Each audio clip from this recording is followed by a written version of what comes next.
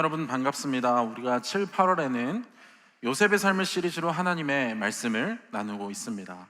지난주에는 하나님의 완벽한 때와 타이밍에 관한 말씀을 들었어요.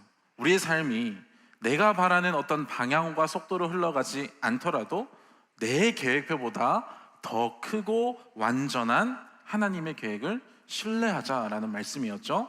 그래서 오늘은 그 이야기에 이어서 총리가 된 요셉이 자기 삶에 일어난 사건들을 어떻게 바라보고 해석했는지를 여러분들과 좀 살펴보려고 합니다.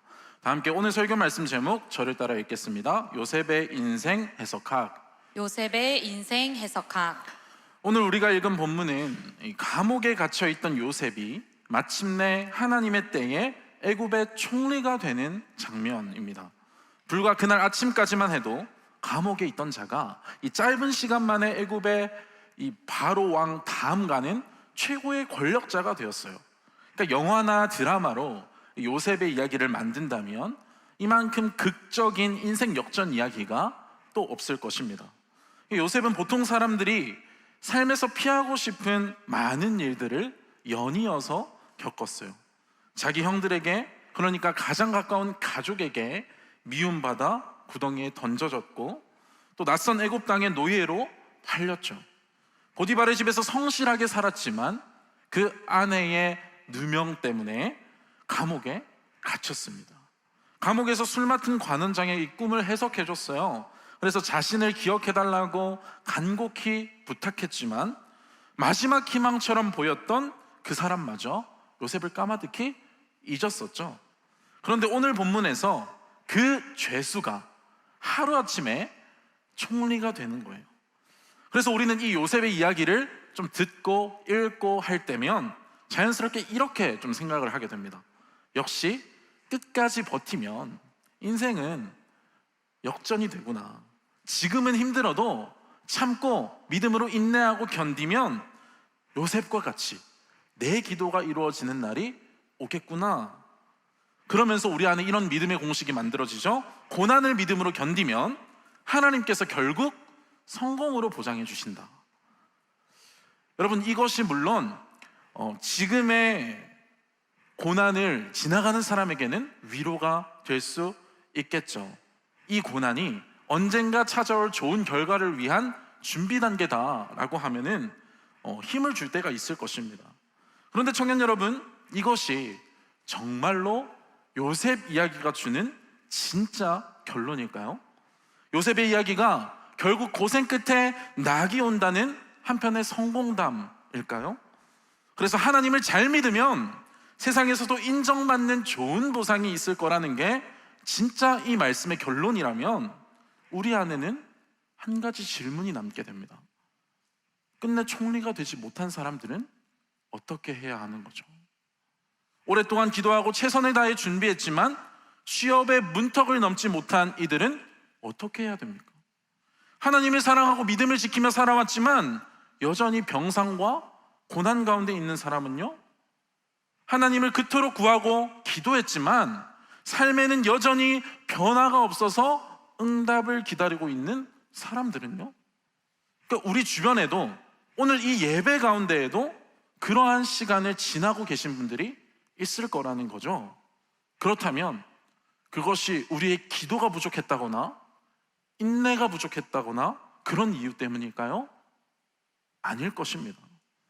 그러므로 하나님은 믿음을 지킨 사람에게 결국 큰 보상을 주신다는 해피엔딩만으로는 오늘도 끝이 없는 터널을 지나가는 성도들의 아픔과 눈물을 충분히 위로해 줄 수 없다라는 거죠.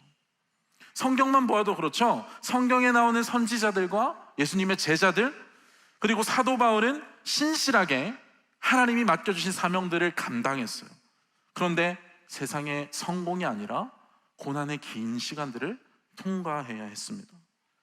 분명한 것은 성경은 믿음을 지키면 모든 사람들이 세상에서 성공한다 이렇게 이야기하지 않는다는 거예요. 그렇다면 대체 요셉 이야기가 주는 진짜 결론이 무엇일까? 여러분, 요셉의 삶에서 발견할 수 있는 중요한 지점 한 가지가 있어요. 그것은 그냥 하루아침에 노예에서 총리가 되었다는 사실뿐만이 아닙니다. 자신이 가진 그 희망을 다 잃은 것 같은 슬픔의 고난의 자리에서도 하나님을 놓치지 않았다는 것입니다. 그리고 반대로 모든 것을 얻은 것 같은 그 화려한 성공의 자리에서도 변함없이 하나님을 잊지 않았다는 거예요. 그의 상황과 지위는 계속해서 바뀌었어요. 팔리고 노예로 가고 감옥살이하고 총리가 되고 계속 달라졌지만 하나님을 향한 믿음은 그 상황에 따라 변화되지 않았다는 거예요.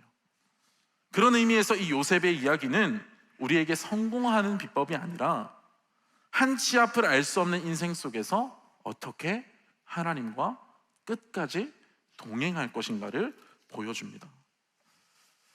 요셉은 자신의 삶을 어떻게 바라보고 해석했기에 이해되지 않는 고난 속에서도 또 모든 것을 얻은 성공 속에서도 하나님을 놓치지 않을 수 있었을까요? 그 해답을 오늘 말씀을 통해서 발견해 보려고 합니다. 사실 청년 여러분, 요셉이 결국 애굽을 다스리는 이 총리가 되었다는 결말을 잠시 가리고 그의 삶을 보면 하나님이 동행하신 인생이라고 보기는 참 쉽지가 않습니다. 우리는 성경을 읽으면서 요셉의 이야기가 어떻게 결론이 날지 알고 있잖아요. 그런데 그 캄캄한 순간들을 지날 때 요셉은 자기 미래를 전혀 알지 못했어요. 요셉에게는 지금이 총리가 되기 위한 준비 과정이라는 설명도 해피엔딩에 대한 보장도 없었어요. 그러니까 17살의 노예로 팔린 요셉이 30살이 되어 바로 앞에 가기까지 13년이라는 시간 동안 어디로 자기 인생이 향할지 모른 채 살아야 했거든요. 그러니까 우리는 성경 몇 장으로 이제 요셉의 삶을 보잖아요. 이렇게 몇 장 넘기면서 보는데 실제로 요셉은 그 13년이라는 고난의 시간을 하루하루 살아야 됐어요. 아침에 눈을 떠도 달라지지 않고 성실히 살아도 내일을 알 수 없어요. 여러분, 요셉이 기도를 안 했겠습니까? 생각해 보세요. 감옥에서 노예로 팔렸을 때 기도 안 했을까요? 했겠죠. 감옥에 갇혔을 때도 기도를 안 했을까요? 했을 거예요. 눈물을 흘리지 않았을까요? 눈물 흘렸을 것입니다. 간절히 부르짖었겠죠. 그런데 그의 인생은 내리막길로 계속 곤두박질 쳤어요. 더 답답한 것은 요셉이 대충 살았던 것도 아니라는 거예요. 그는 보디발의 집에 맡겨진 일에 최선을 다했고 아무도 보지 않는 자리에서도 하나님 앞에서 믿음을 지켰어요. 보디발의 아내가 유혹했을 때도 죄를 거절했어요. 감옥에 갇힌 후에도 자기 역할을 다했고 다른 사람들의 이 어두운 표정을 살피면서 꿈을 해석해 줄 만큼 아픔을 살폈다는 거죠. 그런데 이 요셉의 정직함과 성실함 뒤에 따라온 결과가 뭐예요? 인정과 보상이 아니라 억울한 누명과 감옥, 배신. 여러분들이 요셉이었다면 구덩이에 던져졌을 때도 또 억울한 누명을 썼을 때도 하나님께 모든 것을 순종했지만 지속적인 고난을 당하더라도 하나님이 나를 위해 일하고 계신다는 것을 느끼실 수 있었을까요? 쉽지 않았을 것입니다. 오히려 이런 순간은 하나님께서 침묵하시는 것처럼 느껴지는 순간이죠. 그런데 이상하게도 성경은 요셉의 삶을 이렇게 말하죠. 요셉이 보디발의 집에 노예로 살아갈 때에도 여호와께서 요셉과 함께 하십니다. 다음으로 요셉이 억울한 누명을 쓰고 감옥에 갇혀 있을 때도 여호와께서 요셉과 함께 하시고 모순되는 상황이죠. 상식적으로 하나님이 좀 함께 하시면 이 정도로까지는 내 삶이 안 와야 되는데 막아주시고 지켜주시고 잘 풀리게 하셔야 되는데 왜 요셉의 현실은 하나님의 존재가 없는 것 같은 걸까요? 그리고 요셉의 인생을 자세히 들여다보면 답답한 사실을 한 가지 더 발견할 수 있게 돼요. 요셉의 인생인데 정작 그 인생은, 그 중요한 순간들은 번번이 다른 사람들의 선택에 의해서 좌지우지 되는 것처럼 보였다는 것입니다. 눈에 보이는 장면만 놓고 보면 하나님이 인도하시는 게 아니라 다른 사람들이 요셉의 삶을 움직이는 것처럼 보여요. 보십시오. 형들이 요셉을 팔았습니다. 보디발이 요셉을 샀습니다. 보디발의 아내가 요셉을 고발했고 보디발이 요셉을 감옥에 가두었어요. 술 맡은 관원장이 요셉을 잊었고 바로 왕이 요셉을 총리로 세웠어요. 요셉의 인생인데 다른 사람이 주어가 되고 상황이 주어가 되고 요셉은 그들의 선택에 따라 어찌 보면 그저 그냥 이끌려가는 것처럼 보이죠. 그런데 청년 여러분, 이것은 요셉의 이야기만이 아니죠. 저와 여러분들의 삶들도 들여다보면 뜻하지 않은 결과, 예상하지 못한 사건, 기대와 전혀 다른 일들을 마주하며 살아갈 때가 있지 않습니까? 우리는 저마다 인생의 어떤 계획표를 세우고 가잖아요. 결과를 기대하면서 최선을 다해 살아가죠. 그러나 내가 선택한 일들만으로 결과가 이어지지 않잖아요. 내가 선택하지 않았지만 나에게 일어난 일도 있고, 원하지 않았지만 감당해야 했던 일, 이해할 수 없지만 지나와야 했던 시간들로도 우리 삶은 채워져 있잖아요. 그래서 때로는 내 인생인데도 우리가 원하는 것과 달리 다른 사람들의 결정과 사건이 내 삶의 다음 이야기의 그 문장들을 써내려가는 것 같을 때가 있죠. 그럴 때 우리는 지나간 시간들을 돌아보며 이런 말을 하고는 합니다. 그 사람을 만나지 않았더라면, 그때 내가 그런 결정만 하지 않았더라면, 그 사고만 내게 일어나지 않았더라면 내 인생은 좀 달라졌을 텐데. 제일 많이 하는 게 뭐예요? 보통 우리가 그때 공부를 좀 더 했더라면, 이런 거 있잖아요. 그러니까 저도 신학을 하고 사역을 한 지 얼마 안 됐을 때 그런 후회들을 했어요. 내가 신학 말고 다른 길을 선택했더라면 내 인생이 좀 달라질 수 있었을까? 이런 고민의 시간이 있었어요. 근데 지금은 뭐 부르시면 확신에 따라 잘 걸어가고는 있는데, 여러분들도 그런 순간들이 있었을 수 있을 거예요. 그래서 어느 순간 그 사람과 사건, 그때의 실패와 아니면 과거의 나의 선택으로 현재 내 인생을 해석하는 주어로 삼을 때가 많다라는 거죠. 지나간 사람과 사건들을 내 인생 전체를 설명할 권한을 그들에게 넘겨주게 되는 겁니다. 그러면 우리는 그 사람을 원망하기도 하고 상황에 불평하기도 하고 때로는 그런 선택을 했던 자기 자신을 정죄하기도 하죠. 내가 왜 그랬을까? 후회와 원망 속에 살아갈 것입니다. 그리고 그것이 진짜 하나님의 뜻이 맞았는지, 정말 내 삶 가운데 계셨는지, 나를 인도하시는지 의심이 들 수도 있겠죠. 그런데 여러분, 이것은요 사실 성도들이 흔히 빠질 수 있는 오해예요. 여러분, 우리는 좋은 일이 생기면 하나님께서 함께 하신다고 생각하고 나쁜 일이 생기면 하나님께서 떠나셨다고 생각할 때가 많아요. 일이 잘 풀리면 하나님이 인도하시는구나, 하나님이 날 사랑하시는구나 확신하다가도 실패하고 넘어지면 하나님의 부재를 의심합니다. 그러니까 한마디로 좋게 말하면 좋게 풀리는 일들은 하나님의 임재로 해석하고 나쁜 일은 하나님의 부재로 해석한다는 거예요. 그런데 여러분, 하나님이 우리의 형편에 따라 계셨다가 사라지고 함께 하셨다가 떠나시는 분일까요? 아니죠. 우리 다 함께 시편 139편 7절에서 10절 말씀 한 목소리로 읽겠습니다. 시작. 내가 주의 영을 떠나 어디로 가며 주의 앞에서 어디로 피하리이까? 내가 하늘에 올라갈지라도 거기 계시며 수월에 내 자리를 펼지라도 거기 계시니이다. 내가 새벽 날개를 치며 바다 끝에 가서 거주할지라도 거기서도 주의 손이 나를 인도하시며 주의 오른손이 나를 붙드시리이다. 아멘. 8절 보면 뭐라고 합니까? 하늘에 올라가도 계시고 스올, 이게 스올은 구약에서 죽은 자들이 내려가는 깊은 영역을 의미하는데, 그러니까 인생의 가장 밝고 높은 순간도 그렇고 가장 깊고 어두운 곳까지 모든 곳에 하나님이 계신다는 표현이에요. 그리고 10절에서는 거기서도 주의 손이 나를 인도하시고 주의 오른손이 나를 붙드시리다, 이렇게 말하죠. 무슨 말입니까? 모든 자리에 하나님이 계셨다 이야기합니다. 지속적인 내리막 인생을 살아갔던 요셉의 삶도, 우리의 삶도 이해되지 않는 그 사건 순간에도 하나님의 손, 하나님의 인도하심 안에서 벗어난 순간이 없다는 이야기죠. 그렇다면 여러분, 하나님이 정말 우리 삶의 모든 순간에 계시고 함께 하셨다면 내 삶의 시간들을 이해하고 해석하는 데 있어서 하나님을 빼고 생각했던 자리가 있지는 않는지 우리가 돌아봐야 돼요. 청년 여러분, 혹시 지금 내 인생을 아프게 하며 후회하게 만드는 절망의 문장이 있습니까?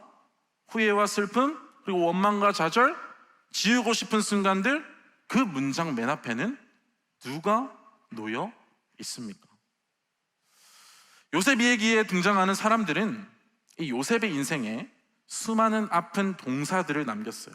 형들은 팔았고, 보디발의 아내는 모함했으며, 술 맡은 관원장은 잊었어요. 그런데요, 여러분, 그들이 요셉 인생의 마지막 문장까지 쓸 수 있었던 것은 아니었습니다. 요셉에게요, 달랐던 것이 있다면 그가 자기 인생을 하나하나 돌아보면서 해석하는 데 있어서요, 그 문장의 주어가 늘 한결같았다는 것입니다. 우리는 요셉이 결정적인 순간마다 했던 고백에서 그의 인생 해석법을 좀 발견할 수 있습니다. 먼저 보디발의 아내가 요셉을 유혹했을 때예요, 아무도 보지 않는 자리예요. 둘밖에 없어요. 거절한다고 해서 요셉에게 들어올 유익도 없어요. 그러나 요셉은 이렇게 말합니다. 내가 어찌 큰 악을 행하여 하나님께 죄를 지으리까? 그러니까 아무도 자신을 보고 있지 않아도 하나님께서 이곳에 계신다 믿었습니다. 노예로 팔려온 이곳, 보디발의 집에도 하나님이 계신다. 그래서 요셉에게 가장 중요한 기준은 이 선택이 나에게 어떤 유익을 줄 수 있을까가 아니라 하나님 앞에서 이게 어떤 선택인가 였다는 거죠. 감옥에서도 마찬가지예요. 술 맡은 관원장과 떡 굽는 관원장이 꿈을 꾸고 근심할 때 요셉은 이렇게 말하죠. 해석은 하나님께 있지 아니하니까. 여기 이거 잘 생각해 보면 조금 이상해요.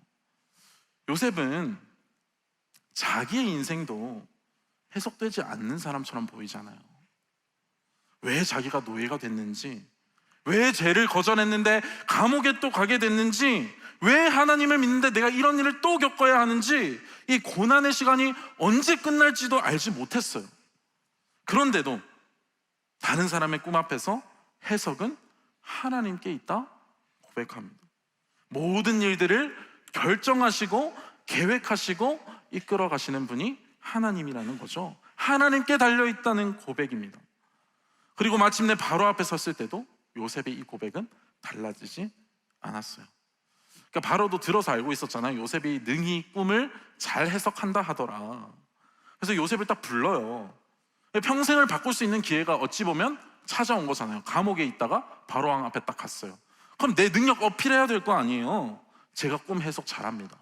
제가 기가 막히게 해석해 드릴 수 있어요.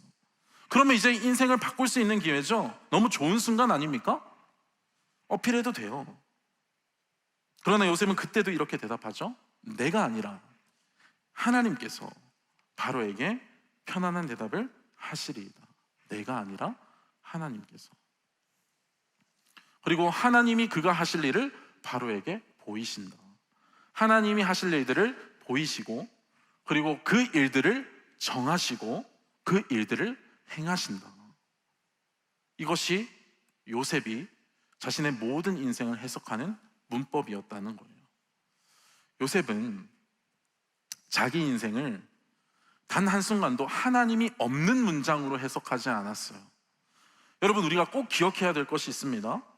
어떠한 사건도 어떠한 일도 우리를 향한 하나님의 사랑에서, 그 언약에서 끊을 수 없다는 거예요.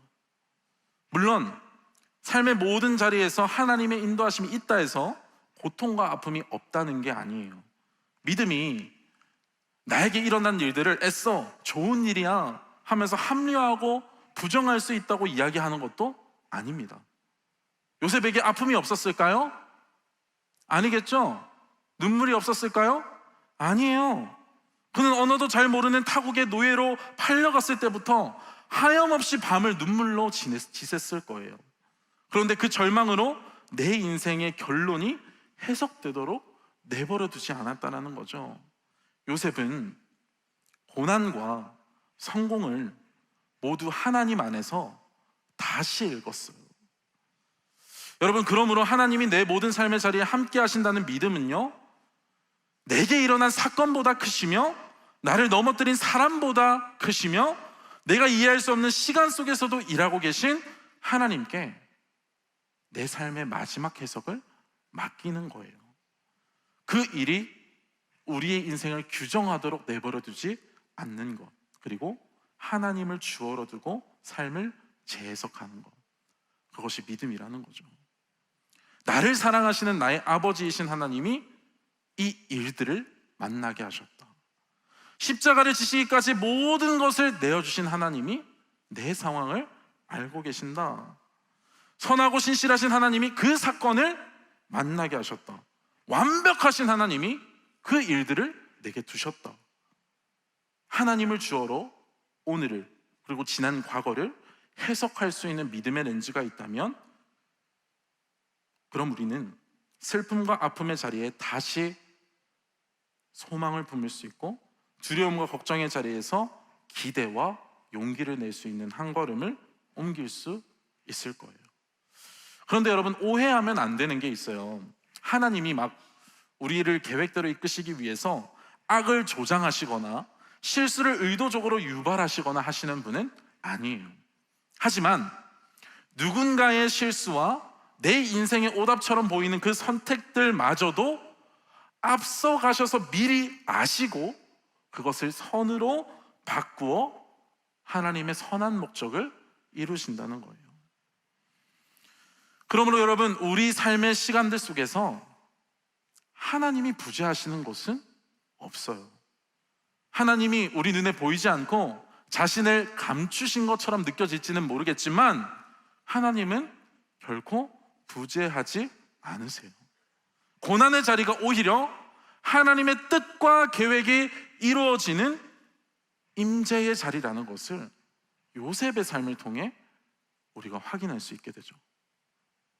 여러분, 요셉은 총리가 되어서나 두 아들에게 지어준 그 이름에서 하나님에 대한 이 믿음의 고백이 분명하게 드러나요.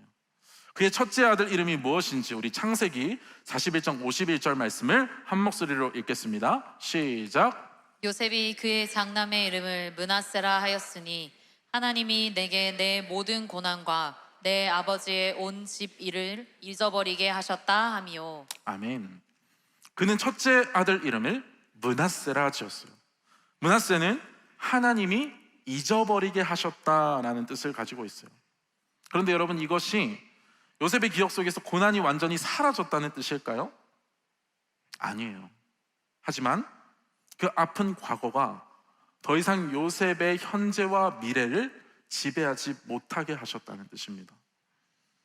요셉을 오랫동안 괴롭혔던 그 배신의 기억, 형들에게 배신당한 그 아픔, 그 기억, 그리고 억울함, 그 원망과 슬픔이 요셉의 삶을 붙들고 끌고 가지 못하게 하셨다는 거예요. 사건은 바뀌지 않았어요. 사건은 동일하게 그 과거에 일어나는 사건이죠. 그런데 그 사건이 가진 의미가 하나님 안에서 재해석된 것입니다. 지나온 13년의 힘겨웠던 삶들을 요셉이 이렇게 돌아보면서 총리가 된 후에 요셉은 늘 다음 장면들을 예비해 놓으신 하나님의 섭리를 깨달았을 거예요.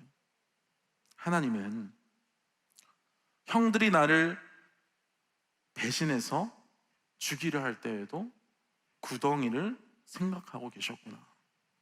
내가 그 캄캄한 구덩이에 던져졌을 때 하나님은 보디발을 예비해 두셨구나. 억울한 누명을 썼을 때 하나님은 감옥에서 만날 사람들을 준비하고 계셨고, 감옥에 갇혀 철저히 잊혀졌을 때 하나님은 마침내 바로왕을 생각하고 계셨구나. 하나님은 늘 다음 정면을 보고 계셨어요.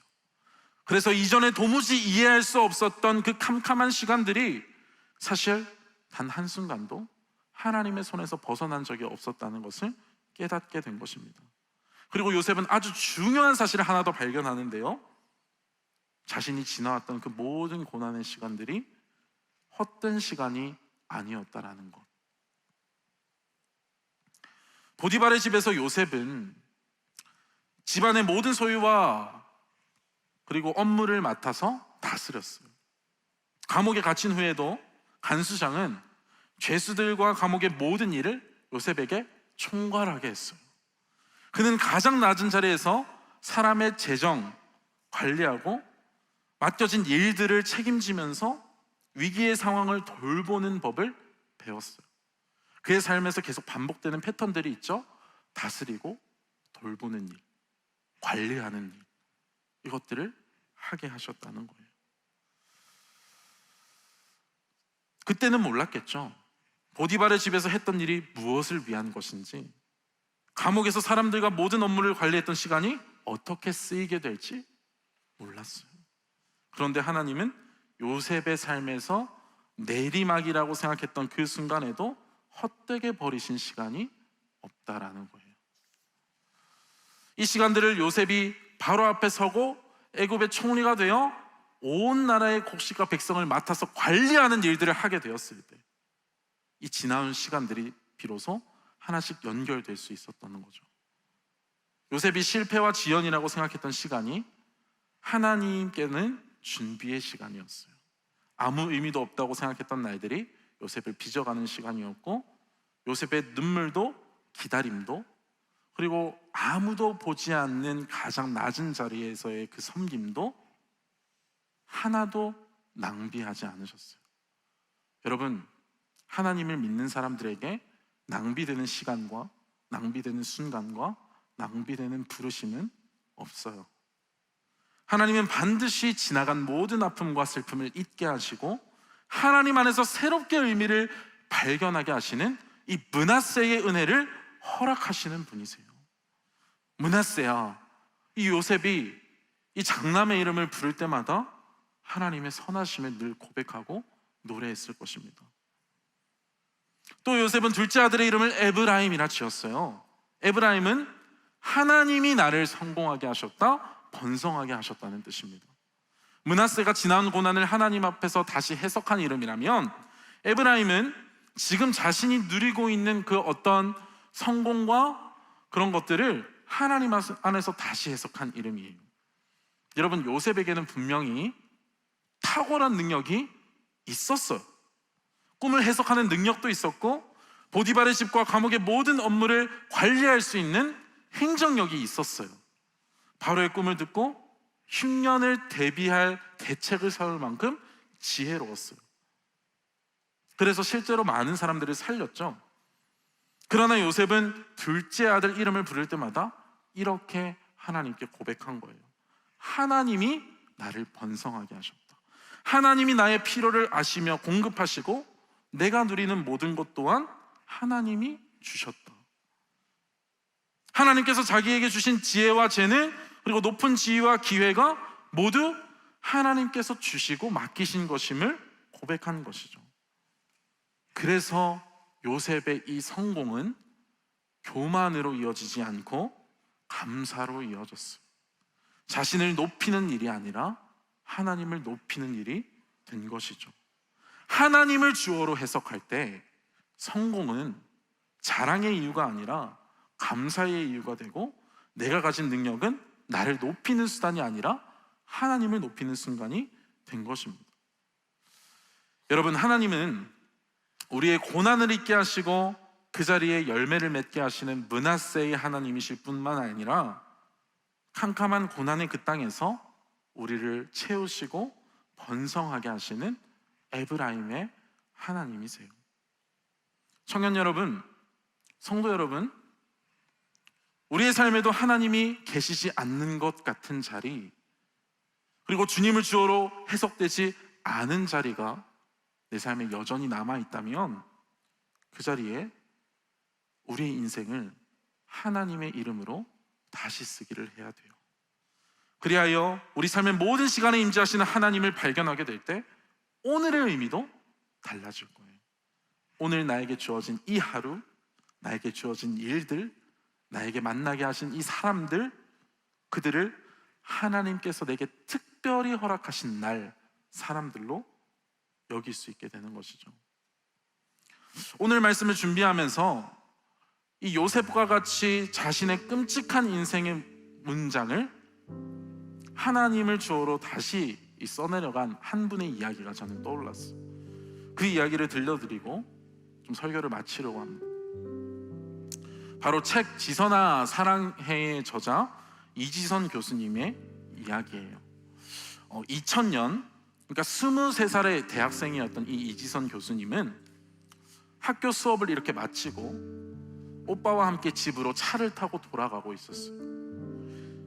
신호가 바뀌어서 이제 차를 세우고 평범한 대화를 이렇게 오빠와 나누는 중에 뒤에서 달려오던 음주운전 차량이 그들이 타고 있던 차를 들이받는 사고가 일어나게 됐어요. 연쇄 추돌이 일어났고 차에 불이 붙었습니다. 불은 순식간에 이 교수님의 온몸에 퍼졌고, 옆에 있던 오빠가 정신을 차리고 이제 자신의 옷을 벗어서 어떻게든 그 옷으로 끄려고 했지만 이미 온몸에 화상을 입은 뒤였어요. 얼굴과 몸은 이 열 때문에 녹아내렸고, 병원에서는 가족들에게 마지막 인사를 준비하라고 했던 것이죠. 그래서 다행히 큰 위기는 넘기게 되었지만 살았다고 하는 게 위로가 되지 않더래요.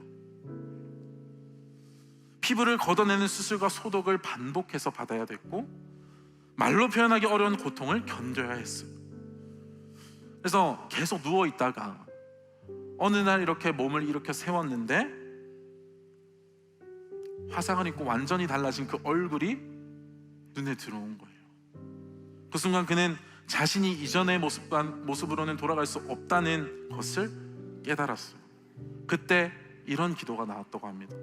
하나님, 차라리 저를 빨리 데려가 주세요. 제가 이대로는 살 수 없을 것 같아요. 그래서 그녀의 앞에는 두 가지의 선택권이 있는 것처럼 보였대요. 아파트 옥상으로 올라가는 것, 아니면 하나님을 찾아가는 것. 병원에서 태어나고 오랫동안 고민하던 그녀는 어머니의 인도하심에 따라 교회에 가자고 말했어요. 그런데 그곳에서 목사님이 자신을 보자마자 안아주면서 이렇게 기도해 주셨다고 해요. 지선아, 내 사랑하는 딸아, 내가 너를 세상 가운데 세울 것이다. 그리고 아프고 병든 자들에게 너를 통해 희망의 메시지를 전하게 할 거예요. 여러분, 자신조차 달라진 자기의 모습을 사랑할 수 없다고 생각하고 있을 때 하나님께서 먼저 자신을 사랑하는 딸아 이렇게 불러주신 것을 이 목사님의 기도를 통해서 경험하게 된 거예요. 그리고 실제로 시간이 흘러 그녀는 정말 세상 곳곳에 희망의 메시지를 전하는 사람이 되었어요. 여러분, 세상을 바꾸는 시간 강연 아시죠? 유명한 강연인데 세바시 유명한 강연 프로그램에도 출연하고 많은 이제 간증 집회와 또 TV 프로그램에 출연하면서 오늘도 고난의 자리를 지나가고 있는 사람들에게 소망을 전하는 스피커가 되었어요. 근데 그녀의 간증이 이래요. 원래 자기는 사고를 당했다고 생각했대요. 음주운전한 그 사람에게 당했다. 그 사건 속에서도 자신을 버리지 않으신 하나님의 인도하심을 신뢰하게 되면서요. 그런데 이 당했다는 표현이 만났다라는 표현으로 바뀌었다고 합니다. 당했다고 하면 내가 피해자로 살아가야 되잖아요. 그 사람들 때문에 내 인생이 이렇게 돼버린 것 같고 나를 이렇게 만든 상대를 계속해서 저주하며 살 것 같았대요. 그러나 사고를 잠시 만났다고 해석하게 되자 잘 헤어지게 하시는 분이 하나님이시구나를 발견하게 되었답니다. 그러면서 가는 곳마다 자신을 설명할 때 나는 사고와 잘 헤어진 사람입니다 이렇게 간증을 하세요. 그리고 어제의 시간들을 돌아보면서 슬퍼하기를 멈추고 하나님이 함께 하시는 내게 주어진 오늘을 살고 있다 이렇게 이야기하시는 거예요. 그런 간증들을 담아 나온 책이 제목이 꽤 괜찮은 해피엔딩이에요. 그러니까 이 책에서도 이런 고백을 하는 거죠. 하나님은 나를 내가 원래 계획했던 해피엔딩으로 인도하시지 않으셨습니다. 그러나 나보다 크신 하나님은 지금 나의 삶을 꽤 괜찮은 해피엔딩으로 만드셨습니다.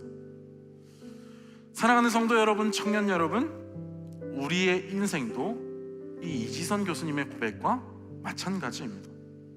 우리가 원하는 해피엔딩으로 끝나지 않을 수 있고, 우리 삶의 시간 속에 여전히 이해되지 않는 시간들이 있을 수 있어요.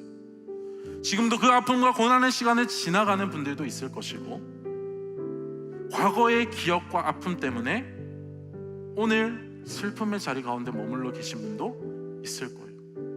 그러나 하나님은요, 아픔과 슬픔, 고난을 므낫세의 은혜로 지나가게 하시고 잘 헤어지게 하시는 분이십니다.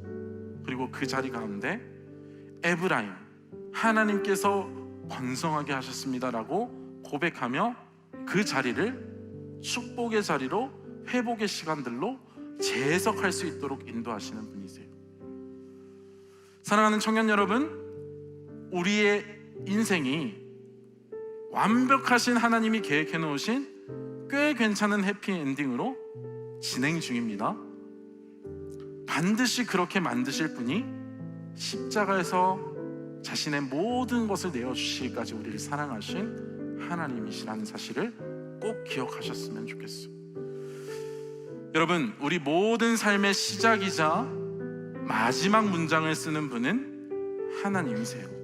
그 모든 자리를 하나님이 아시고 함께 하신다는 것을 결코 잊지 마시고, 살아가시는 모든 자리를 하나님을 주어로 해석하실 수 있기를 바랍니다. 하나님 안에서 잘못 해석되어진 그 시간들의 의미를 다시 발견하시고, 요셉과 같이 주님과 끝까지 동행하시는 그런 믿음의 사람들이 다 되시기를 주님의 이름으로 간절히 축원합니다. 우리 시간 함께 찬양하기를 원하는데요, 주님이 모든 순간에 함께 계셨네 라는 고백이 담긴 찬양이에요. 우리 삶을 주님 앞에 좀 올려드리면서 돌아보시면서 우리 이 고백을 하나님 앞에 함께 올려드리기를 원합니다. 함께 고백하겠습니다.